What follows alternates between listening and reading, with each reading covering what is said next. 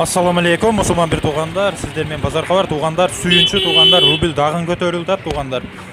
Bunday geçişte tuğanlar rubl 2'den ötüp 3'kö barat. Suyunçu ber tuğanlar, like basıp koyuңuzдар, Kırgız elim bizde bargan sayn rubl kötörüldü, like basıp kattalbay az adam gördü. 100 mingdep adamlar gördü tuğanlar, 98%'den 98-99%'e düşüp ketdi.